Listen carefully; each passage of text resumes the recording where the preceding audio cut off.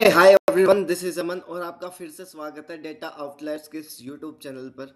जैसा कि आप सभी को पता है कि हम मशीन लर्निंग की पूरी सीरीज कंटिन्यू कर रहे हैं फ्रॉम बिगिनिंग टू एंड। और आज की इस वीडियो में हम पूरा एंड टू एंड एक प्रोजेक्ट के बारे में समझेंगे और सीखेंगे कि कैसे एक फ्रॉम स्टार्टिंग टू एंड एक पूरा मशीन लर्निंग प्रोजेक्ट तैयार किया जाता है यूजिंग ए फ्लो जो कि हमने मशीन लर्निंग लाइफ साइकिल के अंदर सीखा था। तो चलिए वीडियो को शुरू करते हैं।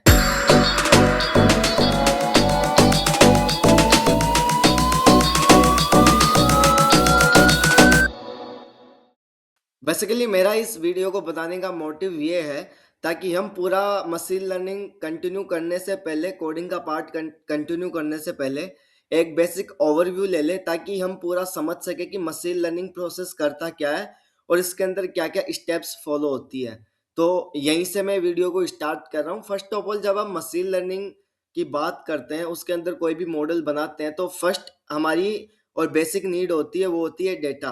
तो मैं यहाँ पर पूरा कैगल नोटबुक का यूज कर रहा हूँ। मैंने नोटबुक यहाँ पर ऑलरेडी बना ली है और अगर आपने अभी तक देखा नहीं है कि कैगल क्या है और किस तरीके से यूज किया जाता है तो लिंक आपको डिस्क्रिप्शन बॉक्स में मिल रहा होगा और पिन कमेंट में भी। तो आप प्लीज वो वीडियो जाके देख लीजिए ताकि आपको सारे डाउट्स क्लियर हो सके। तो फर्स्ट ऑफ ऑल, डेटा को इंपोर्ट करने के लिए मैंने बेसिकली डेटा डमी क्रिएट किया था। बेसिकली रियल वर्ल्ड प्रॉब्लम थी जो कि मैंने लास्ट हैकाथॉन के अंदर पूरी बिल्ड की थी। तो मैं उसी प्रोजेक्ट को यहाँ पे आपको शोकेस करने वाला हूँ कि ताकि आपको एक रियल वर्ल्ड प्रोस्पेक्टिव से एक प्रॉब्लम क्लियर हो सके और आप एंड टू एंड उसका ओवरव्यू ले सके। तो मुझे यहाँ पर रियल वर्ल्ड डेटा सेट मिला नहीं था। एक्चुअली ये प्रॉब्लम ऐसा ही था, हमें इसके अंदर रिस्क प्रिडिक्शन करना था। जो भी पेशेंट हॉस्पिटल के अंदर चेकअप वगैरह करवाने जाते हैं तो उनका लाइव रिकॉर्ड अभी गवर्नमेंट प्रोवाइड नहीं करवा रही थी हमें ड्यूरिंग द हैकाथॉन। तो मैंने वहाँ पर डमी डेटा सेट क्रिएट करना एक बेस्ट ऑप्शन लगा। तो डेटा सेट क्रिएट करने के बाद में यहाँ पर आपको ऑप्शन मिलता है कि आप यहाँ से सीधा डेटा सेट को अपलोड कर सकते हो। जब आप अपलोड के ऊपर क्लिक करोगे देन न्यू डेटा सेट का आपको ऑप्शन मिलेगा। तो जैसे मैं न्यू डेटा सेट के ऊपर क्लिक करता हूँ तो ऐसे ब्राउज का ऑप्शन मुझे मिलता है। तो बाय द वे, अगर मेरा डेटा यहाँ पर सेव होगा अपने पीसी के अंदर तो मैं इजीली उसको इंपोर्ट कर सकता हूँ इसके थ्रू। तो यहाँ से जब मैंने डेटा इंपोर्ट कर लिया तो फर्स्ट ऑफ ऑल मुझे डेटा को रीड करने की रिक्वायरमेंट है ताकि मैं डेटा को समझ सकूं। तो मैंने डेटा को फर्स्ट ऑफ ऑल रीड किया ये यूजिंग पांडास का रीड सीएसवी फंक्शन। तो जैसे मैंने पीडी डॉट रीड सीएसवी किया तो मुझे एज इट इज यहाँ पर पूरा डेटा सेट रीड फॉर्मेट में मिल गया। यहाँ पे कुछ कॉलम्स हैं, जैसे कि जब मैं बेसिकली डीएफ डॉट हेड का मतलब है कि स्टार्टिंग की फर्स्ट 5 रोज। हम ये सारे बेसिक फंक्शंस फ्यूचर में सीख रहे होंगे तो आपको अभी फिक्र करने की कोई ज़रूरत नहीं है। तो जैसे मैं यहाँ पे फर्स्ट यहाँ पर पूरा रो 5 रो प्रिंट करवाता हूँ।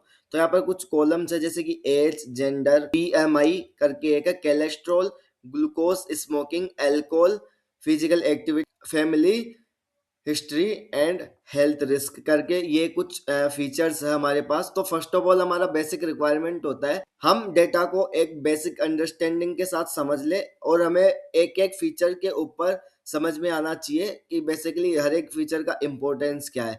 हम डेटा को पूरा रीड करना फ्यूचर में सीख रहे होंगे। तो अभी यहाँ से हम बेसिक बेसिक ओवरव्यू ले रहे हैं। तो यहाँ पर एज जो कॉलम्स है, जेंडर जो कॉलम है और अदर्स जो यहाँ पर टोटल कॉलम्स है, उनकी एक पूरी वर्किंग मैंने यहाँ पर डिटेल के अंदर लिख दी है। तो जब आप नोटबुक को रीड करो तो आप इनके बारे में पढ़ सकते हो। जैसे कि मैं आपको एज का बताता हूँ, पेशेंट की उम्र और उसका डिजीज का रिस्क एज के साथ बढ़ता है। तो यहाँ पर जो दो टोटल इसके लेबल्स है, 1 का मतलब होगा मेल, देन 0 का मतलब होगा यहाँ पर फीमेल। जैसे कि मैं आपको शो करवाऊँ तो जैसे ही मैं यहाँ पे डीएफ डॉट हेड करता हूँ तो जेंडर के केस में मेरे को 2 वैल्यूज मिल रही है। First is 1 then second is 0। तो यहाँ पर 1 का मीनिंग है मेल, देन 0 का मीनिंग है फीमेल, जो कि आप यहाँ पर देख सकते हो और बिल्कुल ईजी है।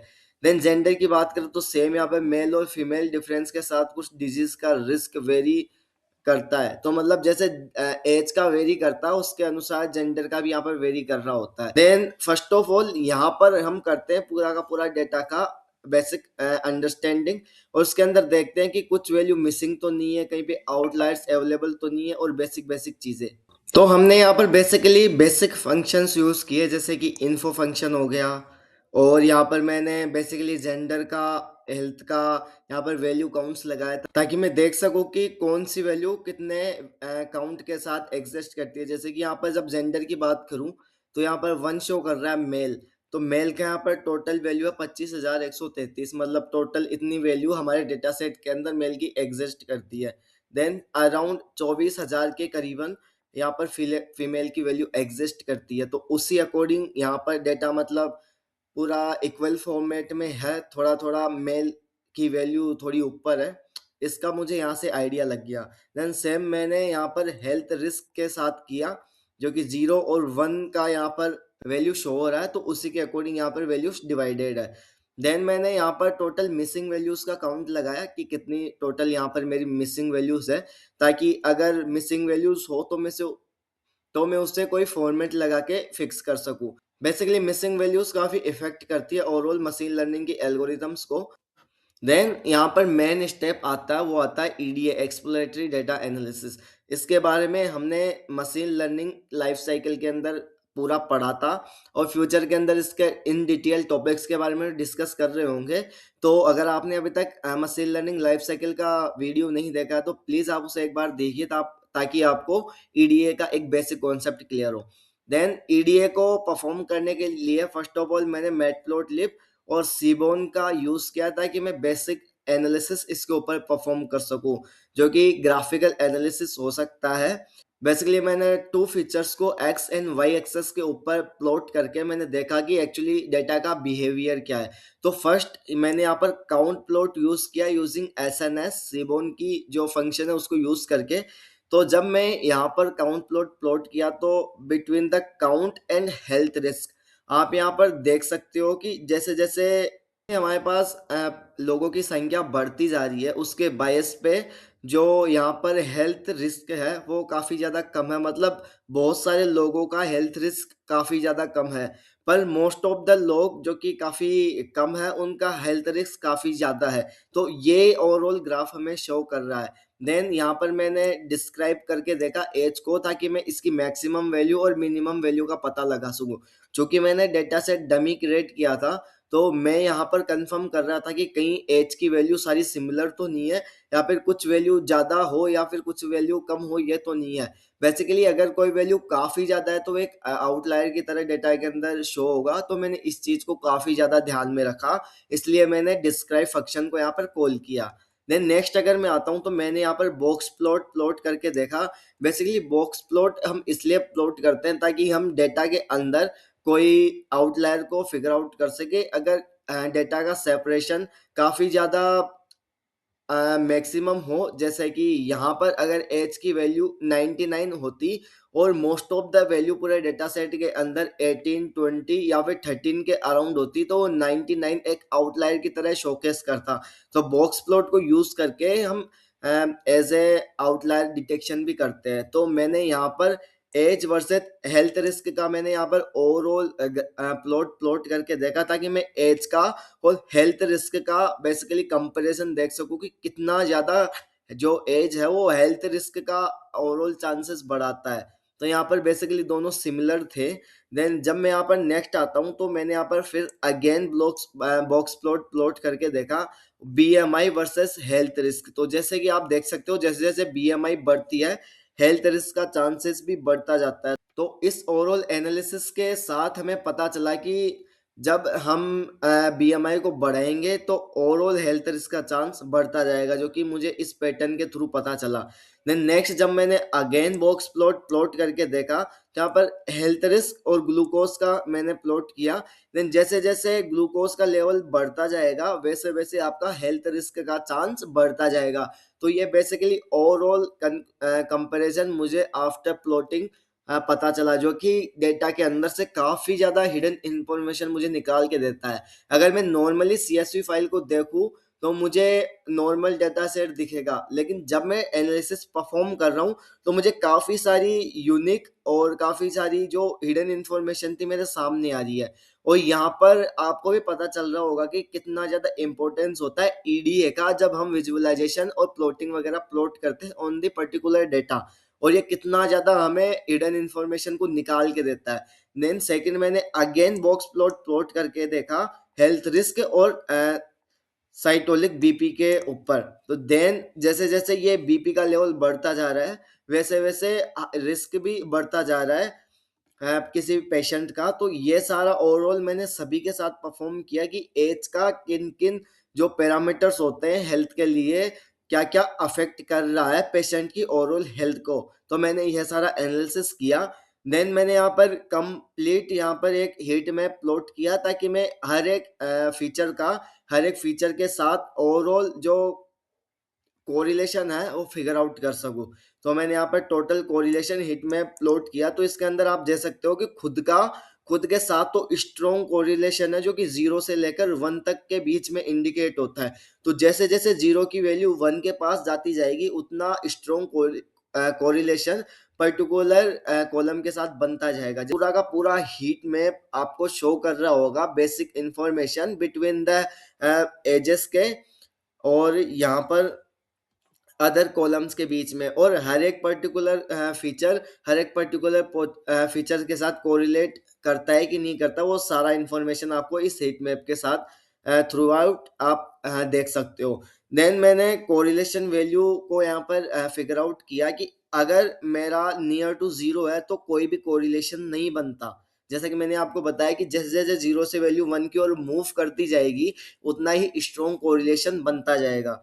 देन अगर वैल्यू मेरी 0.2 से 0.4 के बीच में हो तो मॉडरेट और पॉजिटिव रिलेशन यहाँ पर शो होगा। और अगर 0.5 से बड़ा होता है वैल्यू तो स्ट्रॉन्ग कोरिलेशन यहाँ पर बनेगा जैसा कि आप देख सकते हो। देन यहाँ पर काफी ज्यादा इंपॉर्टेंट पार्ट आ जाता है मॉडल ट्रेनिंग का। यहाँ पर हम पूरा ओवरऑल और कंप्लीट ट्रेनिंग परफॉर्म करते हैं पूरे के पूरे मॉडल का। फर्स्ट ऑफ ऑल जब मैं ट्रेनिंग को परफॉर्म करूंगा तो मुझे पूरा का पूरा डेटा का ओवरव्यू पता होना चाहिए जिसके अंदर मुझे ट्रेनिंग डेटा और मुझे मेरा टारगेट डेटा का पता होना चाहिए। तो जैसे ही मैं इस पूरे डेटा के ऊपर एक व्यू डालता हूँ तो मुझे दिख रहा है कि एज जेंडर और ये दोनों फीचर्स बीपी के, then BMI, cholesterol, glucose, smoking, alcohol, physical activity and family history. Total ये सारे फीचर्स इनपुट फीचर्स है जैसा कि आपको दिख रहा है। देन जो इनका आउटपुट फीचर है वो है हेल्थ रिस्क, क्योंकि ये सारी चीजें हेल्थ रिस्क को अफेक्ट कर रही है ना कि और ये हेल्थ रिस्क इन सारी चीजों को अफेक्ट कर रहा है। तो अगर इनमें से कुछ भी बढ़ता है या घटता है तो सीधा उसका कनेक्शन हेल्थ रिस्क के साथ होगा। तो यहाँ पर जब मैं इन सारी वैल्यूज को एज ए इनपुट डालूंगा तो मेरा हेल्थ रिस्क ओवरऑल मैं कैलकुलेट कर सकता हूँ। तो ये तो मेरे हो गए सारे input feature. Then health risk हो गया टारगेट फीचर। तो यहाँ पर आप इजीली देख सकते हो कि किस टाइप का डेटा सेट है। तो जब मैंने इसको अच्छे से देखा और मैंने इसके ऊपर वैल्यू काउंट लगाया तो मुझे दिखा कि यहाँ पर हेल्थ रिस्क दो कैटेगरीज के अंदर डिवाइडेड है। First is zero, then second is one. Zero का मतलब है लो रिस्क, देन वन का मतलब है हाई रिस्क।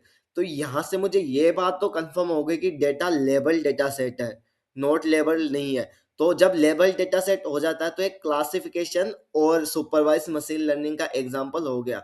तो सेम मैंने जब पता लगा लिया कि एक सुपरवाइज मशीन लर्निंग का एग्जाम्पल है तो मेरे दिमाग में सारी एल्गोरिथम्स भी क्लियर हो गई।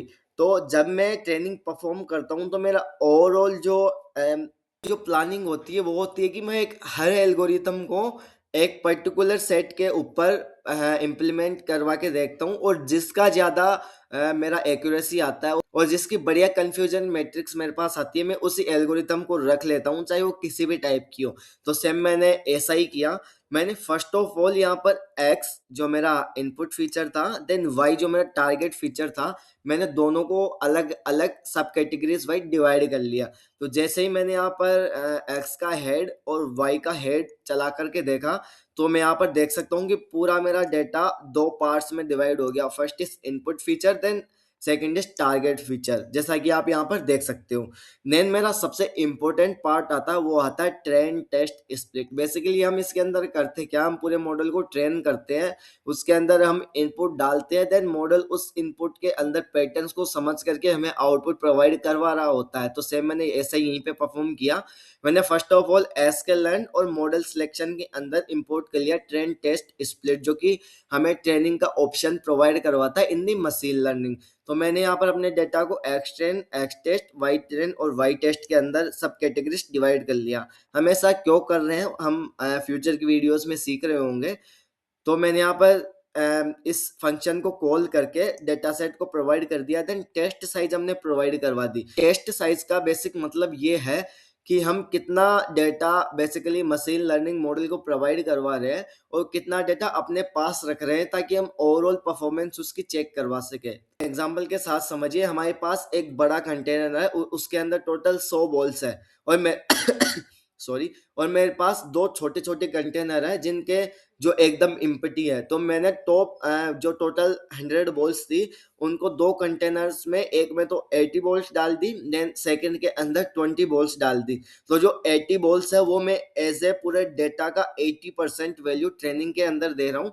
देन जो 20% वैल्यू है मैं उसे टेस्टिंग के लिए रख रहा हूँ, ताकि मैं बाद में उसकी टेस्टिंग कर सकूँ। और मैंने यहाँ पर रैंडम स्टेट 42 दे दिया। देन यहाँ पर और भी पैरामीटर्स है। देन मैंने यहाँ पर X train, X test, Y train और वाई टेस्ट की सारी सेप निकाल ली कि कितना कितना सेप हमारे पास यहाँ पर डिवाइड हुआ। तो यू कैन सी हियर कि टोटल डेटा 80/20 रेशियो के में डिवाइड हो गया। देन मैंने यहाँ पर टोटल एक्स ट्रेन का हेड चला के देखा, वाई ट्रेन का हेड चला के देखा कि ओवरऑल जो डिवाइडेशन है वो कम्प्लीटली हुआ कि नहीं हुआ।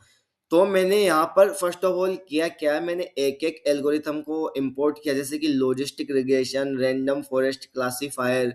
और मैंने यहाँ पर मैं बेसिकली ट्रेनिंग का पूरा ओवरव्यू ले सकूं कि मेरा मॉडल कितना परसेंट एक्यूरेट है, वो कितनी गलती कर रहा है। इसलिए मैंने classification report, confusion matrix, ROC score and ROC curve को मैंने यहाँ पर इंपोर्ट कर लिया। देन यहाँ पर मैंने सेम लॉजिस्टिक रिग्रेशन को पूरे डेटा के ऊपर ट्रेन करवा दिया। देन मैंने सेम सारी एल्गोरिथम्स के साथ यहाँ पर किया। तो मेरा ये ओवरऑल कंफ्यूजन मैट्रिक्स आता है, जिसके अंदर मेरा मॉडल कुछ जगह तो काफी ज्यादा अच्छा है पर कुछ जगह गलतियां भी कर रहा है। हम पूरा कंफ्यूजन मैट्रिक्स आने वाली वीडियो में समझेंगे कि किस तरीके से डिवाइड होता है और हम किस तरीके से इसको रीड कर सकते हैं। तो चलिए नेक्स्ट चलते हैं। तो मैंने यहाँ पर सारी एल्गोरिथम्स को इम्प्लीमेंट कर करके चेक किया। तो जब हम डमी डेटा यूज करते हैं और एआई से डेटा सेट जनरेट करवाते हैं, तो सबसे बड़ी प्रॉब्लम हमारे पास आती है, वो आती है ओवर फिटिंग की। और सेम यही प्रॉब्लम मेरे पास आई जब मैंने एडवांस एल्गोस इसके ऊपर इम्प्लीमेंट किया। तो यहाँ पर मैं देख पा रहा हूँ कि मेरा ओवरऑल जो एक्यूरेसी है, F1 स्कोर है, रिकॉल है, वो एकदम 100% आ रहा है, जो कि बिल्कुल भी राइट वे नहीं होता, एक राइट पाथ नहीं होता हमारी चीजों को इम्प्लीमेंट करने का। तो ये सीधा सीधा सिंबल है ओवर फिटिंग का। ओवर फिटिंग के अंदर होता क्या है, जो हमारा एल्गोरिथम है वो एज इट इज डेटा के अंदर सारे पैटर्न्स को रट लेता है, और रटने के बाद में जो भी हम कुछ उसे क्वेश्चन करते हैं, तो जो भी उसने रटा हुआ होता है उसके अंदर से ही आंसर थ्रो करता है। तो सेम ऐसा यहीं पे हो रहा था। तो मैंने और आगे एल्गोरिथम को चेक किया, देन सेम मेरा सभी एल्गोरिथम के साथ हुआ, केवल लॉजिस्टिक रिग्रेशन को छोड़ के। तो मेरे पास यहाँ पर एक बेस्ट ऑप्शन था कि मैं थोड़ी सी नॉइस ऐड कर दूं डेटा के अंदर, ताकि वो थोड़ा सा रियलिस्टिक बिहेवियर करने लगे। तो सेम मैंने यहाँ पर नॉइस ऐड की ताकि मेरा डेटा थोड़ा सा रियलिस्टिक के और मूव कर सके। तो नॉइस ऐड करने के बाद मैंने दोबारा से रिट्राइंग किया, फिर से कोशिश की। तो जब मैंने यहाँ पर फिर से वही चीजें इंप्लीमेंट की, मैंने सारी एल्गोरिथम अगेन लगाई, logistic regression, random forest, gradient boosting, SVM, XGBoost, सारा मैंने एल्गोरिथम लगा के देखा। देन सेम मेरे पास यही था, जो भी मेरा आउटपुट आया मैंने उसको एज ए सीएसवी आउटपुट के अंदर स्टोर कर लिया। तो जब मैंने यहाँ पर देखा तो मैं काफी ज्यादा हैरान था कि यहाँ पर मेरा जो एक्यूरेसी है, प्रिसीजन है, रिकॉल है, वो सबके अंदर ओवरफिट कर रहा था। बस मेरी दो एल्गोरिथम सबसे अच्छा काम कर रही थी, first is SVM, then second is logistic regression. क्योंकि मुझे पहले लगा था कि लॉजिस्टिक रिग्रेशन ही शायद इसके ऊपर अच्छा परफॉर्म करेगा, लेकिन जब मैंने ओवरऑल सारी एल्गोरिथम्स को लगा के देखा, देन मुझे लगा कि एसवीएम वाकई में काफी अच्छा यहाँ पर परफॉर्म कर रहा है, जो कि 0.8807 का एक्यूरेसी यहाँ पर दे रहा है, जो कि काफी अच्छा साबित हुआ।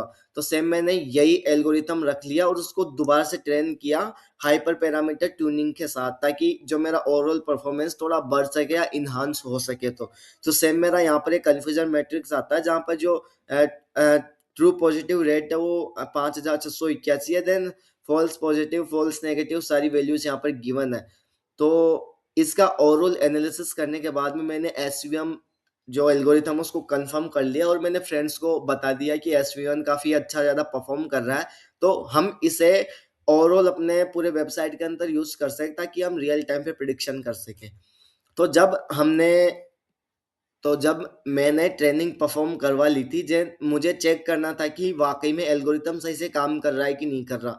तो मैंने यहाँ पर इसका टेस्टिंग किया, तो टेस्टिंग के लिए मैंने कुछ भी रैंडम डेटा उठाया, देन मैंने उसे एक फर्स्ट ऑफ ऑल मैंने यहाँ पर एक फंक्शन लिखा ताकि मैं अपना जो इनपुट है वो अपने एल्गोरिथम के अंदर फीड कर सकूँ। तो ये बेसिक फंक्शन मैंने लिखा, देन मैंने अपना जो इनपुट है उसको डेटा फ्रेम के अंदर कन्वर्ट किया ताकि वो ईज़िली ऐसे इनपुट जा सके। देन मैंने एसवीएम मॉडल को कॉल किया, देन मैंने उसके ऊपर प्रिडिक्ट किया, देन प्रिडिक्ट प्रोबेबिलिटी भी यहाँ पर कैलकुलेट कर ली ताकि मैं प्रोबेबिलिटी निकाल पाऊँ कि कितना परसेंट एक्यूरेट मेरा मॉडल है। देन जैसे मैंने परफॉर्म किया तो मेरा जो रिस्क लेवल था वो हाई रिस्क शो हुआ, क्योंकि आप देख सकते हो कि यहाँ पर एज भी काफ़ी ज़्यादा है और जेंडर भी मेल है और इसका जो ओवरऑल जो ओवरव्यू है जैसे कि बीएमआई, कोलेस्ट्रॉल, ग्लूकोज, उसका लेवल भी काफ़ी ज़्यादा और बंदा स्मोकिंग भी कर रहा है। तो इन सारे लेवल्स के बेसिस पे मेरे मॉडल ने बताया कि जो पेशेंट का जो कंडीशन है हाई रिस्क है और इसकी प्रोबेबिलिटी उसने 100% मुझे शो करके दी। और हम इसे काफ़ी ज़्यादा इम्प्रूव भी कर सकते हैं यूजिंग हाइपर पैरामीटर ट्यूनिंग और काफ़ी सारा नॉइज़ ऐड करके। तो यहाँ से मुझे एक कंक्लूजन तो मिला कि रियल डेटा सेट से अगर हम मॉडल को ट्रेन करते हैं तो हमारा जो एल्गोरिथम है काफ़ी ज़्यादा अच्छा काम कर रहा है, और अगर हम डेमी डेटा या फिर एआई का यूज़ करके अगर डेटा सेट के ऊपर मॉडल को ट्रेन कर रहे हैं तो वो काफ़ी ज़्यादा ओवरफिटिंग करता है और हमें रिजल्ट भी काफ़ी ज़्यादा वीक मिलता है। तो मैं इसे वेबसाइट के अंदर कन्वर्ट कर सकूँ, वेबसाइट के अंदर यूज़ कर सकूँ, इसके लिए मैंने पूरे जो ओवरऑल जो मेरा सॉल्यूशन था उसको एक पीकेएल फाइल के अंदर कन्वर्ट कर दिया। बेसिकली पीकेएल फाइल एक फाइल फॉर्मेट है जिसको यूज़ करके हम इजीली अपने सॉल्यूशन को वेबसाइट के अंदर यूज़ कर सकते हैं।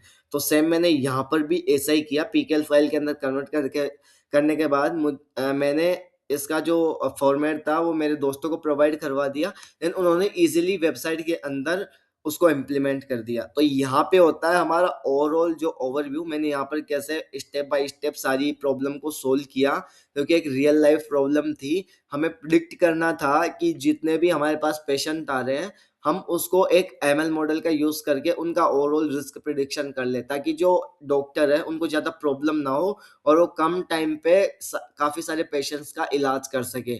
तो अगर आपको ये प्रॉब्लम स्टेटमेंट और ये सॉल्यूशन पसंद आया है तो please consider like and subscribe. अगर आपने चैनल को सब्सक्राइब नहीं किया है देन आप मुझे कमेंट करके बताइए। अगर आपको इसका overall solution as a web format में देखना है तो मैं आपके लिए वो भी लेकर के आऊँगा।